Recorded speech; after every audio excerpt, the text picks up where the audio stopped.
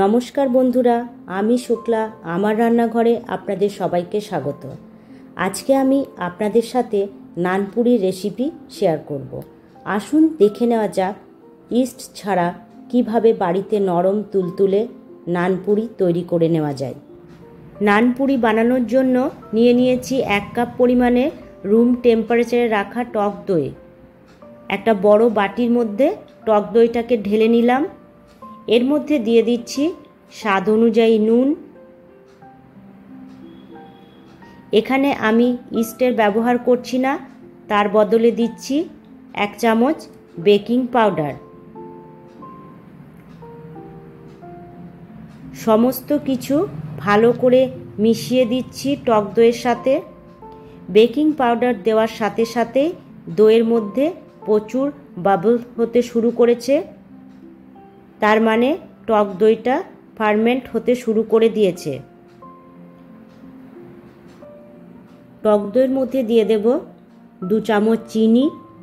চিনিটা কিন্তু অবশ্যই দেবেন, এতে নানপুরি মিষ্টি হবে না, কিন্তু নানপুরিগুলো ভালোভাবে ফুলবে। চিনিটা দিয়ে আরও একবার নাড়িয়ে নেব।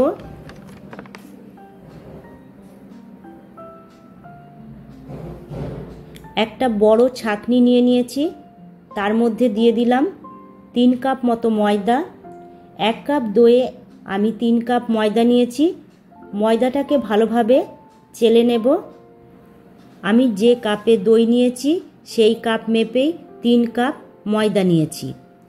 এবার এর মধ্যে দিয়ে দেব 2 চামচ রিফাইন্ড অয়েল। তেল অবশ্যই দিতে হবে, এটা ময়ানের কাজ করবে। এবার ময়দাটাকে মেখে নেব। যেহেতু টক দই আছে তাই প্রথমে জল ব্যবহার করব না, আগে দই দিয়ে ময়দাটাকে মেখে নেব, তারপর প্রয়োজন হলে জল বা দুধ দেব। ময়দাটাকে দই দিয়ে মেখে নেওয়ার পর আমি এখানে দুধ দিয়েছি। এখানে 1/2 কাপ দুধ নিয়েছি আমি। আপনারা চাইলে জল দিয়েও মেখে নিতে পারেন, কিন্তু জল বা দুধ যাই ব্যবহার করুন না যেন হালকা গরম হয়। আর ময়দাটাকে বেশি নরম করে মাখবেন না, একটু শক্ত করে মাখবেন, কারণ ময়দাটা রেস্ট হওয়ার পর ভীষণই সফট হয়ে যাবে।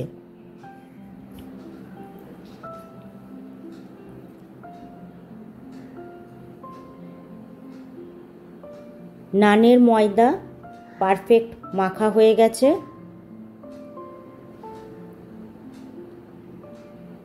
এর ওপর আরও একটু রিফাইন্ড অয়েল মাখিয়ে নেব।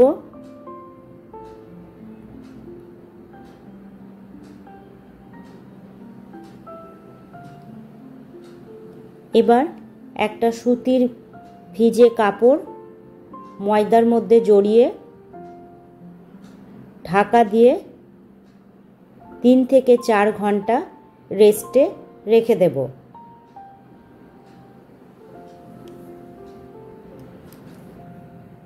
4 ঘন্টা পর আমি ঢাকা খুলে নেব।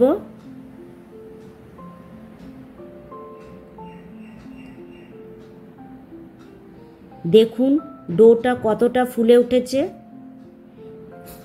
এবার এর মধ্যে যে হাওয়া ভরে আছে সেটাকে কিন্তু বের করে নেব। আবারও একটু সাদা তেল দিয়ে ময়দার গায়ে লাগিয়ে নিলাম। যেহেতু ডোটা ভীষণই সফট তাই ডোয়ের গায়ে তেল লাগিয়ে নিলাম।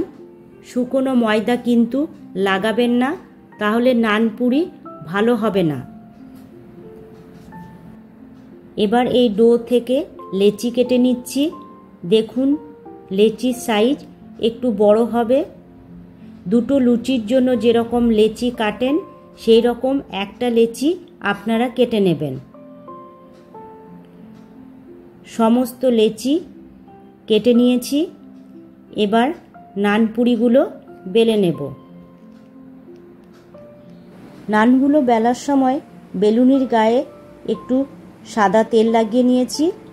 এবার হালকা হাতে চেপে চেপে যেভাবে আমরা লুচি বেলি সেইভাবে বেলে নেব, কিন্তু নানগুলো একটু মোটা বেলতে হবে, দেখুন আমি সাইডগুলো একটু মোটা রেখেছি। কড়াইয়ের মধ্যে তেল বসিয়ে দিয়েছি, তেলটাকে হাই ফ্লেমে গরম করে নিয়েছি। এবার তেলের মধ্যে নানগুলো ছেড়ে দেব। খুন্তি দিয়ে একটু চেপে চেপে ভেজে নেব।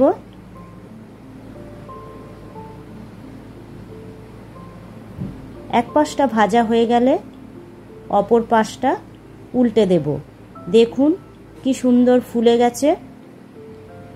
এইভাবে 1 থেকে 1.5 মিনিট সময় নিয়ে নানগুলো ভেজে নেব। আবারও একটা নান আমি বেলে দেখিয়ে দিচ্ছি। হালকা হাতে যেভাবে আমরা লুচি বেলি সেইভাবেই বেলতে হবে, আর সাইডগুলো একটু মোটা রাখতে হবে। দেখুন আমি সাইডটা মোটা রেখেছি। এবার তেলের মধ্যে দিয়ে দেব।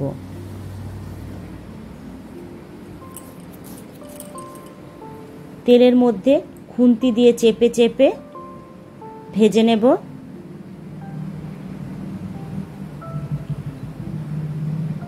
দেখুন কি সুন্দর ফুলে উঠেছে। ইস্ট ছাড়া নরম তুলতুলে নান তৈরি হয়ে গেল। এইভাবে সমস্ত নানগুলো আমি ভেজে নেব।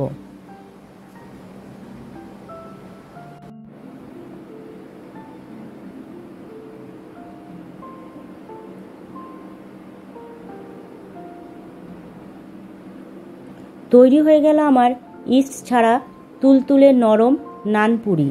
এটা ভেজ নন ভেজ সব কিছুর সাথেই ভীষণই ভালো লাগে। বাড়িতে অবশ্যই একবার ট্রাই করে দেখবেন। আর আমার এই রেসিপিটা কীরকম লাগলো অবশ্যই জানাবেন। ভালো লাগলে অবশ্যই একটা লাইক ও শেয়ার করবেন। আজ তাহলে এই পর্যন্তই। দেখা হচ্ছে পরবর্তী ভিডিওতে। টাটা।